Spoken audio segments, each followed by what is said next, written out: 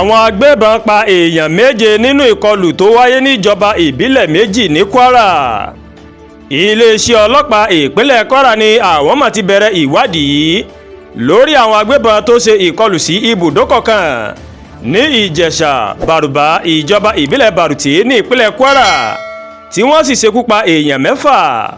Bákan náà ó ní àwọn èèyàn méjì míì wọ́n mọ̀ tó fara gba ọta ìbọn nínú ìkọlù náà tí wọ́n sì wà ní ẹsẹ̀ kan ayé ẹsẹ̀ kan ọ̀run báyìí.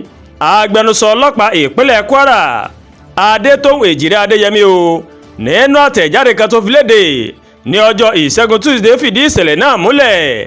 Èjìrè Adéyẹmí ní nǹkan bíi aago 9:30 alẹ́ ọjọ́ Ajé Monday tí ń ṣe ọjọ́ 21 oṣù kẹrin ọdún 2025 yìí làwọn agbébọn náà ó ní wọ́n máa ya wọ ibùdókọ̀ náà tí wọ́n sì ṣínà ìbọn bolẹ̀ sáwọn èèyàn tó ń gbafẹ́ o ní ilé ìgbafẹ́ kan tó wà ní ẹ̀gbẹ́ ibùdókọ̀ náà. Ó ní àwọn agbébọn ọ̀hún ní iye wọn mà tó 10.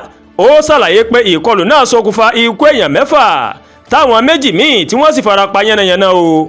Ó wá fi kọ́rọ̀ rẹ̀ pé òkú àwọn 6 ó ti wà nílé ìgbókùsí mọ́ṣúárì fún àyẹ̀wò táwọn tó fara pa sì ti ń gba ìtọ́jú báyìí ní ilé ìwòsàn. Ó wá tẹ̀síwájú pé àwọn ti bẹ̀rẹ̀ ìwádìí lórí ìkọlù náà àti pé ìgbésẹ̀ ààbò tó mà gbópọn láti fojú àwọn tó iṣẹ́ láabi náà láti fún iná òfin òun ló ti bẹ̀rẹ̀ ní kíákíá o. Agbẹnusọ ọlọ́pàá náà ó mà tó sọ wípé ṣáájú ni àwọn afurasí agbébọn ní nǹkan bíi aago 11:30 òwúrọ̀ ọjọ́ Ajé Monday kan náà wọ́n ti ṣèkọlù sáwọn fijilantẹ́ ní agbègbè Kanji National Park. Àwọn fijilantẹ́ àti àwọn afurasí agbébọn wọ́n má fìjà pẹ́ẹ́ta tí wọ́n sì kojú ìbọn síra wọn o. Ìbọn bá àwọn afurasí agbébọn 3 àti fijilantẹ́ kan. Ó wá ṣàlàyé pé fijilantẹ́ náà ó padà jáde láyé o. Èjìrè Adéyẹmí Adétóhùn ó ní ìwádìí àwọn ó mà ṣokùnfà bí ọwọ́ ṣe tẹ nìkan tí wọ́n fura sí pé ó mà jẹ́ agbódegbà fáwọn agbébọn náà tó sì ti jẹ́wọ́ pé òun ni òun ṣe atọ́nà fún wọn. Ó ní ìgbàgbọ́ wà pé afurasí náà yóò jẹ́ atọ́nà fáwọn o lórí ìwádìí láti náwó gan àwọn afurasí náà. Iléeṣẹ́ ọlọ́pàá Kwara ó wá rọ àwọn èèyàn láti fọkànbalẹ̀ pé iṣẹ́ sì ń lọ lọ́wọ́ báyìí láti pèsè ààbò tó péye lórí ẹ̀mí àti dúkìá àwọn èèyàn ìpínlẹ̀ Kwara. Wọ́n ní ẹnikẹ́ni tó bá ń ṣe agbódegbà fáwọn oníṣẹ́ ibi yóò máa fojú winá òfin.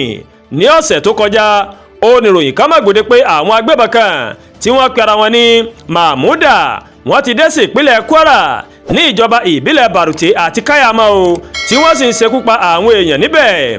Àmọ́ iléeṣẹ́ ọlọ́pàá nínú àtẹ̀jáde kan máa sọ pé irọ́ tó jìnnà sí òótọ́ ni ìròyìn náà pé kò sí agbébọn tuntun ní Kwara. Pẹ̀lú ìkọlù tuntun yìí àwọn èèyàn kan gbàgbọ́ pé ó ṣeéṣe kó jẹ́ pé àwọn agbébọn tuntun náà òun ló ṣe iṣẹ́ ibi yìí. Kọ́lọ́ ọba Elédùmarè kó máa sọ wa. Àdúrà gba Olúwatóyìn ló ń kàròyìn sí létí o láti kàn ní Eyayorubaworldtv. Bẹ́ẹ̀ ṣe wò wá ẹ máa bá wa like ẹ máa share ẹ máa comment.